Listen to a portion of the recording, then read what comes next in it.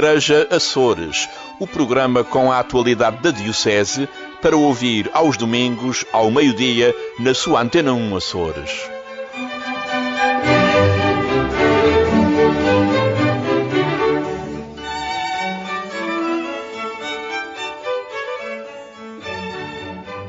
Boa tarde, está no ar mais um Igreja Açores, neste quarto domingo do Advento. O Natal exige um compromisso novo para que a esperança e a justiça cheguem a todos. É este o pedido do Bispo Dom João Lavrador na sua mensagem de Natal. O profeta Isaías, anunciando a vinda do Messias Divino, exclama: "O povo que andava nas trevas viu uma grande luz." Estas são as mesmas palavras que ressoam nos nossos lábios perante o anúncio do nascimento de Jesus Cristo. Na verdade, o mundo atual continua a necessitar de ser iluminado por uma luz que não poderá ser outra que a pessoa do Filho de Deus. Esta proclamação é tanto mais urgente quanto a humanidade de hoje, na ignorância sobre Deus, na sua recusa em aceitar a transcendência ou na sua indiferença, sente-se incapaz de abrir um futuro de esperança e de plena realização para a pessoa humana. Por isso, é urgente que cada comunidade cristã e cada cristão se tornem arautos desta mesma notícia que se refere à luz verdadeira que resplandece para o mundo porque Jesus Cristo nasce na nossa humanidade.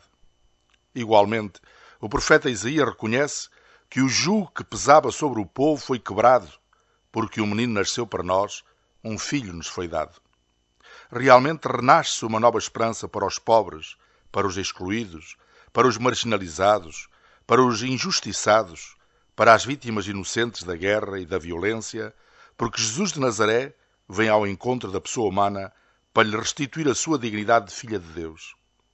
Por isso, celebrar o Natal é oferecer resposta às exigências da inteligência humana que, na sua procura de verdade, sente-se agora confrontada com a pessoa concreta do Filho de Deus, que oferece ao homem a luz necessária para se compreender no seu mistério e para descobrir as maravilhas da criação. Mas é também um convite a estabelecer relações novas a nível social, cultural, político e religioso, de modo a reconhecer em cada homem um irmão com igual dignidade e com o direito a usufruir das condições para uma vida digna.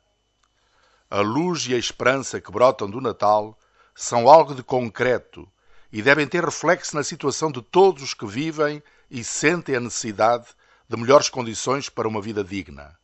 Mas para isso existe o compromisso de todos, a começar por aqueles que reconhecem o chamamento de Jesus de Nazaré a empenharem-se na missão de proclamar, com a palavra e com os gestos, que com o nascimento de Jesus a humanidade viu uma grande luz e os pobres saboreiam uma boa nova.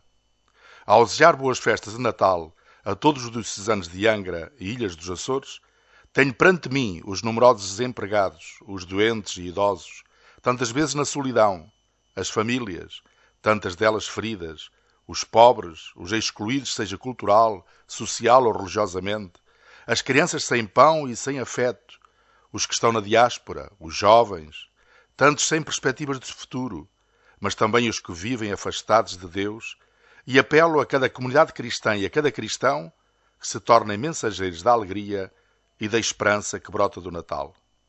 Mas sinto o dever de convidar todos os que procuram a verdade, através da razão e da reta consciência, a que se deixem interpelar pelo menino que nos é oferecido no Natal, porque ele é o Filho de Deus e manifesta-se ao homem para os iluminar no seu mistério. Votos de santo e Feliz Natal. A mensagem do Bispo Dom João Lavrador no seu primeiro Natal enquanto Bispo residente da Diocese de Angra.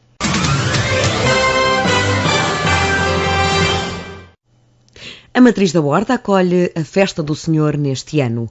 O Bispo de Angra, Dom João Lavrador, vai presidir pela primeira vez as celebrações como Bispo residente. As comemorações de Natal começaram na passada quinta-feira com o novenário e reflexão sobre a carta Misericórdia et Misera do Papa Francisco. Os pormenores com o ouvidor do Faial, Padre Marco Luciano. De que o Sr. Dom João tem uma visão alargada daquilo que é o todo diocesano uma vez que a Eucaristia vai ser transmitida pela RTP Açores e pela RTP Internacional a partir da horta, como acontece todos, de 3 em 3 anos, o Sr. Bispo decidiu por bem presidir precisamente na matriz da horta, uma vez que a sua voz como pastor chegará, enfim, mais longe, e chegará, neste caso, a todos os Açores. A missa, com transmissão à meia-noite na RTP Açores e RTP Internacional, será acompanhada pelo grupo coral litúrgico e acompanhado pela Orquestra de Sopros da Matriz do Santíssimo Salvador. No domingo, dia 25, pelas 18 horas, o Bispo preside também a Eucaristia e deverá inaugurar um novo ponto de paragem para o turismo religioso, a Sala de Tesouro da Matriz do Santíssimo Salvador da Horta. Esta sala é constituída por 5 vitrines de ourivesaria com peças valiosíssimas, desde a custódia de prata dourada da Matriz Santíssimo Salvador da Horta, destaca algumas peças somente, a custódia de prata com 15 quilos do século XVIII, passando precisamente por um rico rosário, um trabalho minucioso de ourivesaria em ouro e com pedras preciosas, topázios e águas marinhas, também algumas peças de muito valor da Ordem Terceira do Carmo e outras peças que nós temos também nesta sala de tesouro, como é o caso da estante de canto-chão do século XVIII, precisamente. É uma estante de 1742 que nós temos também em exposição nesta sala de tesouro. Um espólio de arte sacra a visitar na Horta a partir de 25 de dezembro. Com cânticos, sorrisos e um brilho no olhar. É assim que os colégios de inspiração cristã celebram o Natal. A festa do Colégio de São Gonçalo, em Angra, aconteceu na passada quarta-feira e juntou várias gerações no Centro Cultural e de Congressos de Angra. Para a diretora, irmã Aldina de Barros, é importante desmaterializar o Natal e centrá-lo na figura do Menino Jesus. A nossa preocupação foi cada sala preparar uma peça ou mais que uma peça. Por exemplo, as crianças mais pequeninas preparam uma peça mais pequenina, adequada com a idade de cada um. E a grande preocupação dessa preparação desta festa foi para não ficar só na exterioridade e que centramos na essencial do Natal, que é este Jesus que veio até nós, este Deus que veio aproximar dos homens e que os homens se aproximam uns dos outros. E assim seremos todos irmãos, uma fraternidade para que este Natal seja feliz e que todos tenhamos a paz. Esta foi sempre preocupação e eu talvez foi um bocadinho, não sei, muito exigente nisto. Eu confesso, e as educadoras e as ajudantes acolheram, cada uma realmente apresentou com muito esmero e amor. Também no Colégio de Santa Clara, em Angra, o Menino Jesus esteve no centro das atenções. Segundo a diretora irmã Helena Godinho, as crianças começaram a ouvir sobre Jesus ainda antes da chegada do Advento. Nós este ano começamos um pouco antes do Advento com as crianças do Jardim de Infância a contar a história do Menino Jesus a todos, com e sem imagens, e uns também aparecendo todos os dias uma figura em cada dia do Advento do presépio. Também fazendo a festa com os alunos dos 2 anos de Jardim de Infância e primeiro e segundo ciclo em dias diferentes e com a presença também dos seus familiares. E também a partilha de alimentos, roupas, brinquedos que trazem para o colégio e que entregamos à Cáritas para distribuir a famílias mais carenciadas. A festa de luz mais velhos do primeiro e do segundo ciclo foi uma festa com todo a percorrer o percurso do nascimento do Menino Jesus, integrando pessoas históricas e atuais que também foram capazes de viver o Evangelho que Jesus trouxe. E a do primeiro e a do Jardim de Infância será com base essencialmente na alegria do Natal com a história da Leopoldina. Fizemos referência a São Francisco de Assis, à Madre Maria Clara, ao Papa Francisco, ao Cristiano Ronaldo, uma pessoa de doação também de entrega aos outros a nível do desporto. Exemplos da sociedade atual para ensinar a essência do Natal desde muito tenra idade. Porque afinal, o Natal é mesmo das crianças.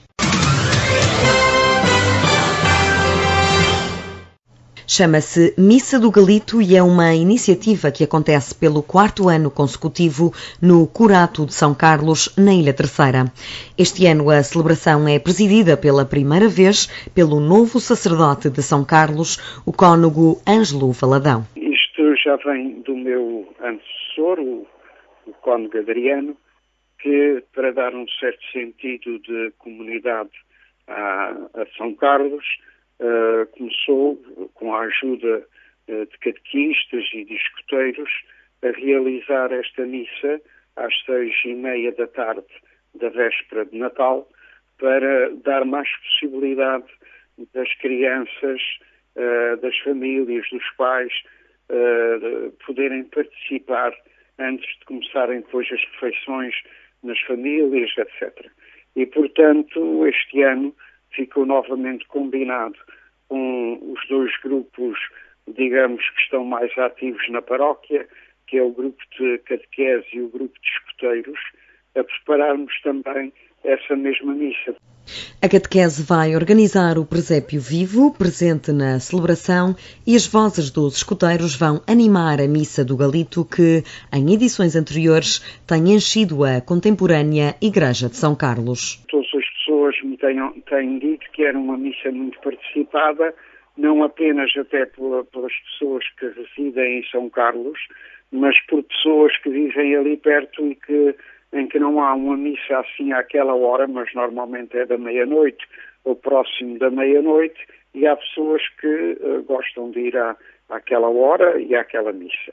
A Missa do Galito acontece no dia 24 de dezembro pelas 18 horas, onde as crianças representam vários quadros do nascimento de Jesus, como são relatados no Evangelho.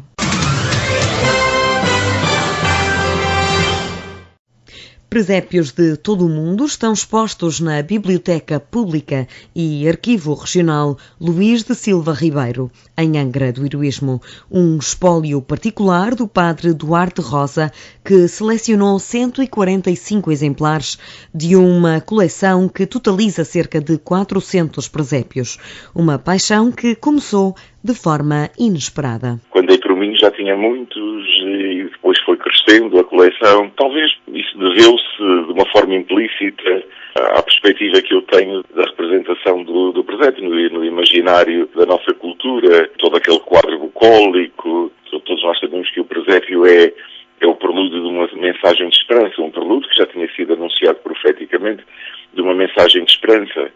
E a esperança, no meu entender, é uma virtude daquelas pessoas que, mesmo que experimentem dificuldades, mesmo que sofram, mesmo que sejam vítimas de conflitos, acreditam na vitória do amor. Ao fim e ao cabo, a mensagem de presépio é o cântico de todos nós que caminhamos na história, de todos aqueles que enfrentam a luta da vida.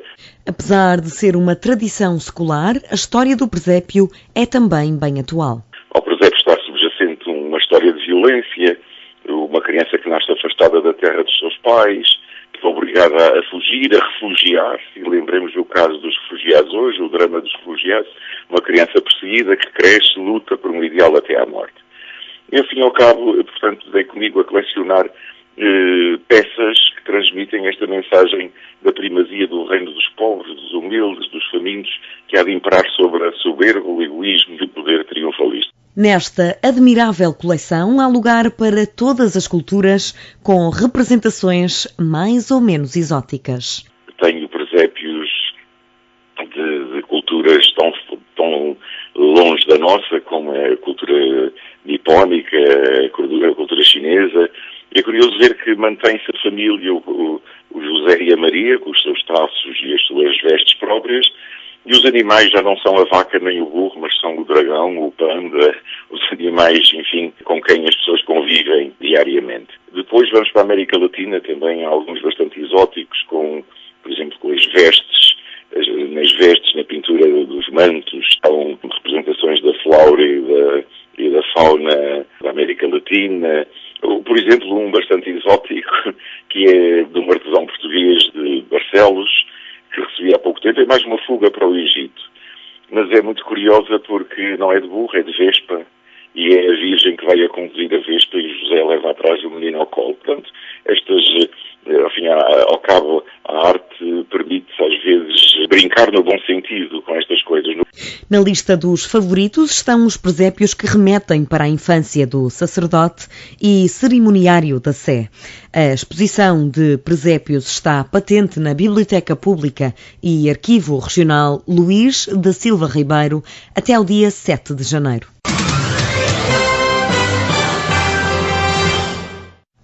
Inserido no programa de animação de Natal da autarquia de Angra do Heroísmo, a Sé Catedral acolhe neste domingo um concerto de Natal que junta membros de 17 grupos corais que vão interpretar peças de Advento e de Natal. Vários grupos a uma só voz e sob a batuta do maestro Padre Duarte Rosa. Esta iniciativa provém de uma proposta que a Comissão de Música Sacra, a Delegação da Pastoral da Cultura, propôs ao Sr. Bispo. Portanto, trata-se de reunir todos aqueles que aderiram ou que possam ainda vir a aderir à iniciativa, todos aqueles que dominicalmente animam as suas assembleias e que, enfim, vão agora reunir-se neste tempo forte de Advento para preparar o seu Natal em conjunto. Lá diz o ditado que quem bem canta reza duas vezes, não é? Para ouvir, no fim, a palavra do nosso Bispo, que fará uma síntese final, uma reflexão final. Ao concerto estão associadas diversas vozes que são já referência regional e nacional. O objetivo é incentivar a participação da Assembleia. A ideia é que todos os coros cantem em conjunto, conforme as suas possibilidades. Portanto, não haverá aqui a ideia de fazer um concerto de espetáculo, mas sim um concerto de oração para os coros, que motivem, tal como nas suas paróquias motivam as assembleias a participar, aqui motivem o público também a participar, a cantar. Todos terão em cada um programa com as respectivas letras. E então a outra parte, digamos, a parte mais de espetáculo, entre aspas, é assegurada pelos solistas. Aula Nova, que é um nome conhecido, uma professora do Conservatório aqui de Angra, João Rodrigues, que é um tenor do Teatro São Carlos, que muitas vezes vem a Angra fazer concertos, Rui Baeta, também o barítono já subejamente conhecido também aqui no nosso meio, e junta depois o Fábio Silveira, que é um barítono do Pico, que vive na Terceira, e Carolina Barbosa, um soprano que agora estuda em Lisboa, mas sempre cantou no coro da Sé. E às vozes juntam-se os instrumentos. Junta-se um quinteto de metais, dirigido por Antero Ávila, que fez os arranjos musicais e compôs até algumas peças para o concerto, tímpanos, símbolos e o nosso organista da Sé, o Francisco Rocha. Entre os coros participantes estão o coro Tibério Franco da Terra Chã, o coro Amit e o coro Alegro.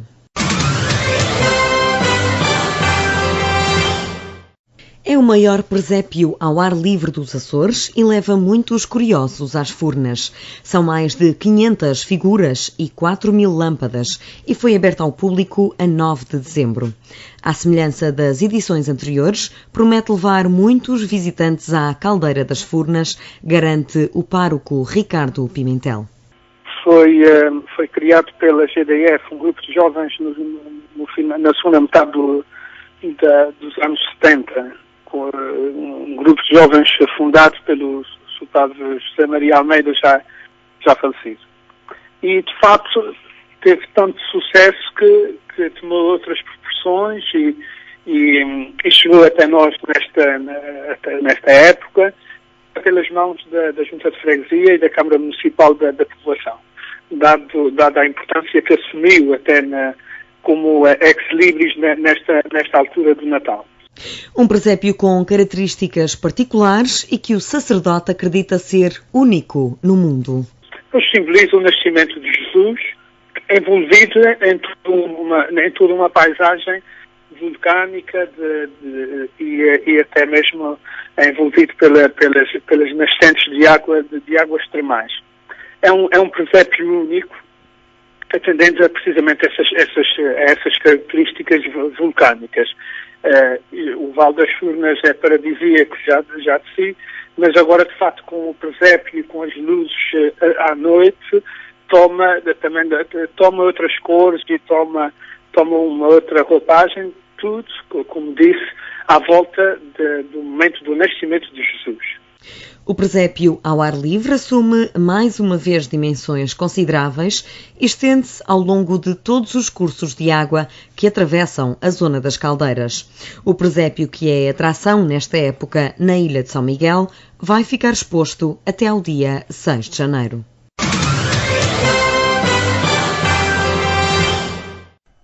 É nosso convidado desta edição do Igreja Açores, o historiador Francisco Maduro Dias. Vamos falar de Natal, vamos falar de espiritualidade e de simbolismo. É lugar comum falar-se no Natal muito materializado. Como é que a tradição tem mudado tanto?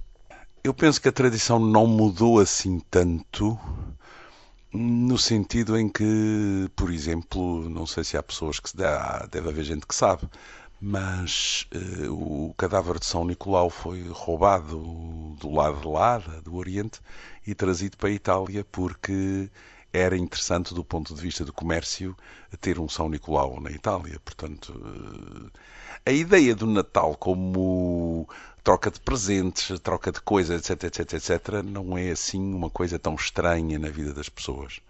O que eu penso é que nós realmente vivemos numa época que está muito dominada pelo aproveitamento em termos comerciais e de negócios dessas materialidades. O que não quer dizer que as pessoas não sejam espirituais. Isso é uma coisinha diferente. Por exemplo, não faz ideia a quantidade de... não faz ideia, faz. Imagino, estou a pensar, por exemplo, na questão do Código da Vinci. A quantidade de gente que anda à procura de coisas escondidas e do oculto e dos significados ocultos nas peças. Há uma procura da espiritualidade, digamos, em sentido lato. Não no sentido religioso e muito menos no sentido católico. Há uma procura de espiritualidade por detrás dessa materialidade, como se as pessoas que andam todos os dias no afã de rua a rua a procurar coisas não quisessem, no fundo, que algo mais espiritual existisse. E essas pessoas são também materialistas, mas também têm o seu lado espiritual. Isso remete para o nosso Natal, o nosso Natal europeu. Epá, isso é uma pergunta complicada. Sim. Vamos lá ver. Isto é uma conversa que dava para muito. A Unesco criou há uns tempos, conseguiu que fosse aprovada a Convenção do Património Imaterial. E eu trago essa questão para aqui porque penso que ela é importante. Nós tendemos a desligar o material do imaterial. E na realidade o material resulta daquilo que nós pensamos como imaterial. Eu vou tentar se exemplificar. Eu gosto de me sentar e, portanto, surgem cadeiras, bancos, sofás, maples, etc. Eu gosto de tomar notas de memória, notas de coisas. Se eu sou mais antigo, digamos, eu, por exemplo, apesar de tudo, de gostar muito de iPads e de iPhones e de notepads e dessa coisa, eu continuo a gostar muito de um papel e de um lápis para tomar notas. E, portanto, a existência do papel tem a ver com o facto de eu gostar de tomar nota de memórias. Acontece que a Convenção de Património Imaterial salientou uma coisa que estava um bocadinho em desaparecimento, que era, há sempre uma ideia por trás de qualquer coisa. Nós, quando damos um presente, nós temos uma ideia. E a questão para mim, penso eu, e aquela que eu tenho estado a trabalhar comigo mesmo, é nós estamos demasiado materializados, lamentando que as coisas materiais nos envolvam, e o que devíamos fazer era pensar um bocadinho mais porque é que essas coisas estão nas nossas mãos. Ou seja, eu estou a comprar um presente para dar a alguém. Porquê? É só porque é costume dar presentes. Não chega. A mim não me chega. Se eu dou um presente a alguém é porque quero ver um sorriso na boca, no rosto dessa pessoa. E se eu dou um presente, presente quer dizer fazer-me presente. Quer dizer que a pessoa, cada vez que pegar naquele livro, pegar naquela echarpe, cada vez que que pegue naquela coisa que eu lhe dei, é como se estivesse a pegar em mim ou a tocar-me. Ora bem, se as pessoas pensassem um bocadinho mais, porque é que presente é presente? Então, quando davam um presente, procuravam fazer-se presentes com aquela coisa que estão a dar. Portanto, a nossa espiritualidade é mais inconsciente. Nós somos espirituais e não temos essa noção. A sensação que eu tenho é que nós somos espirituais, somos mais espirituais do que possa parecer. Negamos isso, não sei porquê. Eu penso que há pelo menos duas coisas aí que às vezes acontecem. Uma delas é muito conveniente ao comércio que a espiritualidade seja fabricada à pressa a partir da peça. Quando por exemplo, inventaram a história do, não é Natal, mas inventaram a história a história do, como é que se chama aquele santo em fevereiro dos namorados? São Valentim. São Valentim. Nós também tínhamos as nossas tradições dos namorados. Por exemplo, nós temos o Santo António. Mas o comércio achou que dava mais jeito ter o São Valentim. E inventou uma espiritualidade em cima do São Valentim, que é projetada com muita força por todos os meios de comunicação social e por todos os espaços comerciais e marketing, etc. E de repente o São Valentim implantou-se no nosso espírito. E pronto. E deixamos de pensar no Santo António. Que aí sim, aí espaços como este, onde nós estamos agora neste momento a conversar, deviam fazer um bocadinho mais, que era, não há problema em a pessoa comemorar isto ou aquilo ou aquilo outro. Comemorar. Comemorar é trazer à memória, é voltar a lembrar. Por exemplo, Christmas, em inglês, vem de Christ. E hoje em dia, arranjamos um raio no Natal, que exatamente porque nós somos simbólicos, estou-me a lembrar agora aqui neste momento, é que nós somos um bicho tremendamente simbólico. Nós andamos agora atrás de uma árvore de Natal que não seja coisa nenhuma, porque de repente o fulano que está em frente a nós é um muçulmano, ou é um judeu, ou é um crente numa outra religião qualquer, e portanto não é cristão. Eu acho que nós tínhamos que ser suficientemente honestos para dizer, olha, desculpe, eu comemoro o nascimento de Cristo com presentes. Eu comemoro o nascimento de Jesus com presentes e com esta festa. Se o meu amigo não quer comemorar, eu não fico minimamente chateado. Mas da mesma maneira que eu não comemoro, eu já vou voltar ao Natal, da maneira que eu não comemoro determinadas festas judaicas, embora compreenda que os meus amigos fiquem felizes, os que são judeus, em Israel, que eu tenho alguns, que ficam felizes e mandam-me nesse dia uma coisa, hello, tudo bem, ele está feliz com a festa dele, eu fico feliz por ele com a festa dele. Agora, se a gente arranjar uma festa em que toda a gente se meta dentro da panela, acaba por não ser nem canja, nem sopa de carne, nem couves, nem nada. Se calhar é só água quente com sal. E convém que não tenha muito sal, porque senão faz mal. No fundo, a árvore de Natal vem uniformizar e quase obrigar as pessoas... desespiritualizar. Porque eles querem arranjar maneira de poder vender coisas por causa do Natal. Mas como o Natal, para eles, já não é Natal, porque não é o nascimento de Cristo, a gente arranja uma coisa que seja um faz de conta que dê muito jeito. E para dar jeito não pode ser nada. É como aquela história hoje em dia, quando a gente encontra pessoas amigas, que eu, por razões óbvias, que enfim, toda a gente que está a ouvir vai se rir, por razões óbvias eu deixei de perguntar pelo marido, pela mulher, para as criancinhas. Eu agora pergunto como estão, ou como estás, ou vai tudo bem. Porque eu sei lá o que é que aconteceu à vida daquela pessoa nos últimos 6 meses. E eu não me quero meter em trabalhos. Portanto, como ninguém se quer meter em trabalhos, arranja uma árvore, que também não é bem uma árvore, porque as árvores não se cortam. Antigamente a árvore cortava-se porque era madeira, a árvore era gasta depois na própria lareira. As árvores vêm de tradições do norte da Europa, em que as matas eram matas sagradas, porque havia... Era tudo carregado de uma espiritualidade, que não deixa de ser interessante. É que nós temos imensas materialidades que remetem sistematicamente para espiritualidades, e no momento em que as pessoas começam a ter uma certa ideia do que está por trás daquele objeto, lá vem alguém dizer, pá, é melhor não, porque de repente fulano não gosta. E aí a gente tem que arranjar uma coisa de que todas as pessoas gostem. Ora, sendo todas as pessoas indivíduos, nós tínhamos... Também não é respeitar a ponto de dizer eu calo-me porque tu queres. Eu tenho direito a continuar a ter a minha opinião contra. Agora, aquele ser humano, simplesmente porque é um ser humano como eu, tem muito mais de coisas semelhantes comigo e podem ser partilhadas do que simplesmente determinados gostos. E se a gente trabalhar um bocadinho o gosto, e se a gente trabalhar um bocadinho mais o significado que está por trás de cada coisa, percebemos que no fundo, há muita coisa parecida nisto tudo.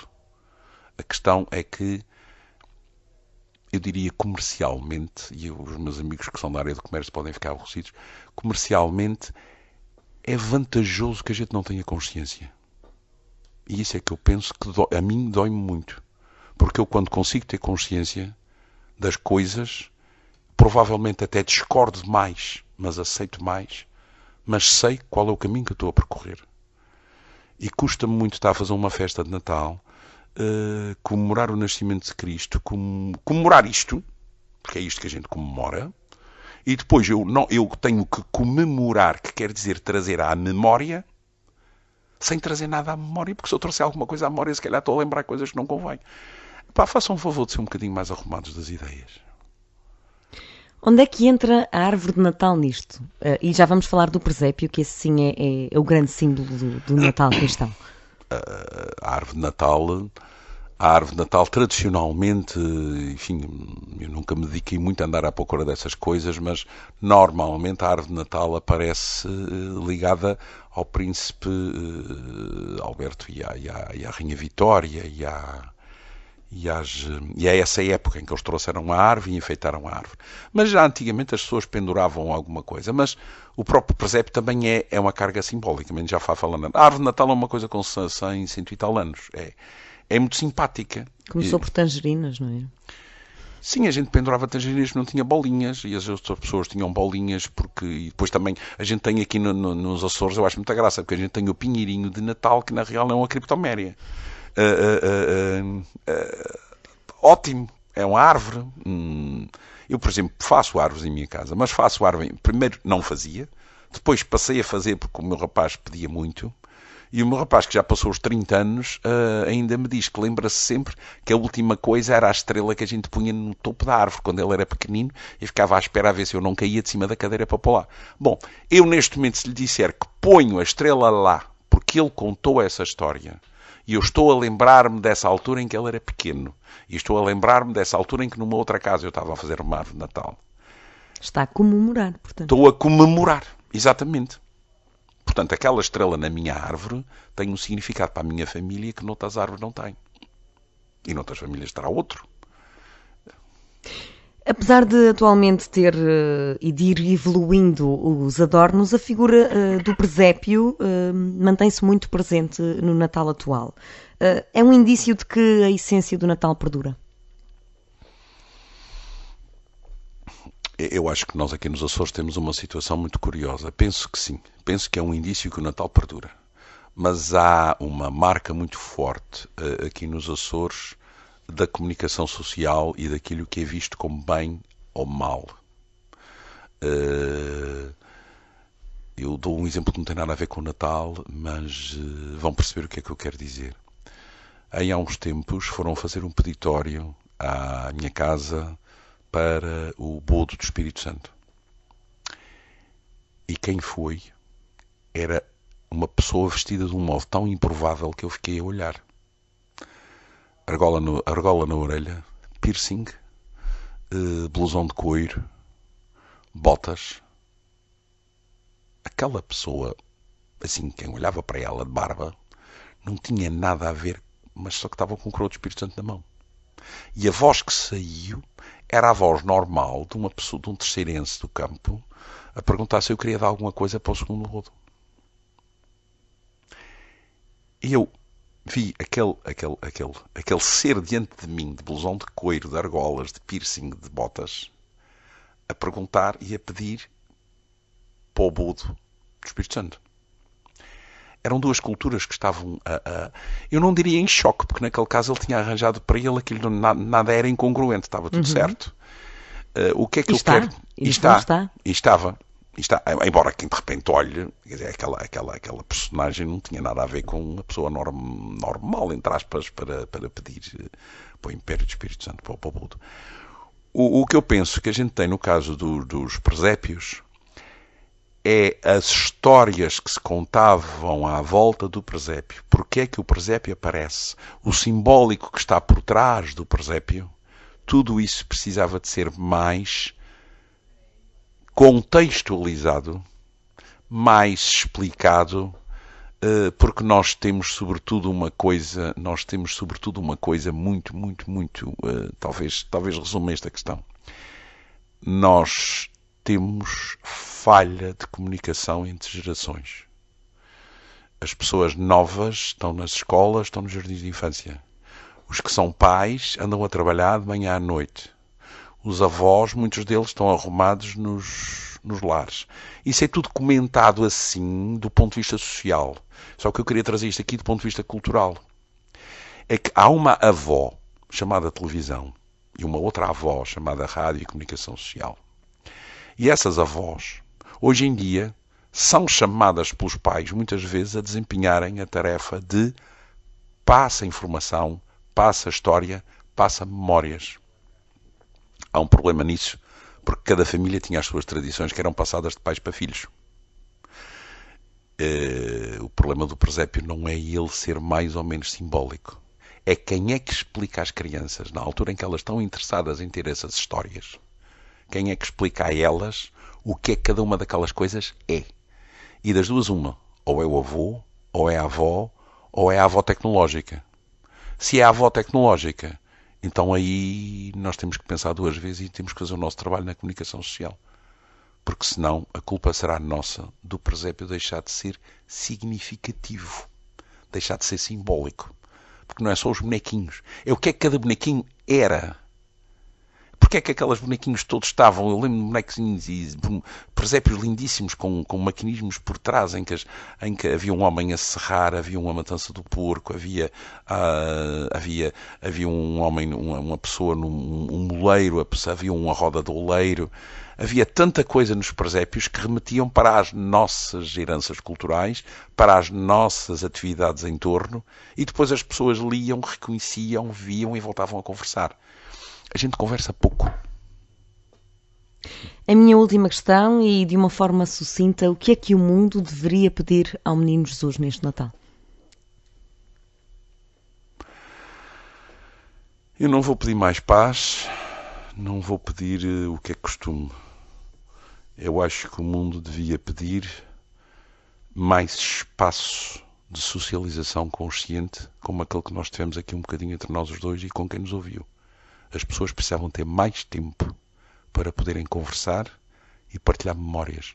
O ser humano, para mim, separa-se dos outros seres todos porque tem uma extraordinária capacidade de guardar memórias, de as passar adiante, de as reconfigurar e de conversar sobre elas. E nós estamos a fazer muito pouco isso. O mundo devia pedir um bocadinho mais de espaço, de troca, de memórias. De memórias, não é de saberes, é de memórias, de lembranças.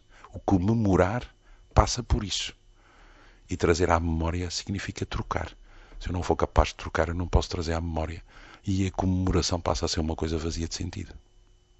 Muito obrigada, Francisco Maduro Dias, por este espaço de reflexão sobre a espiritualidade e todos os símbolos desta época natalícia. Um santo e feliz Natal para si e para todos os ouvintes do Igreja Açores. Muito obrigado.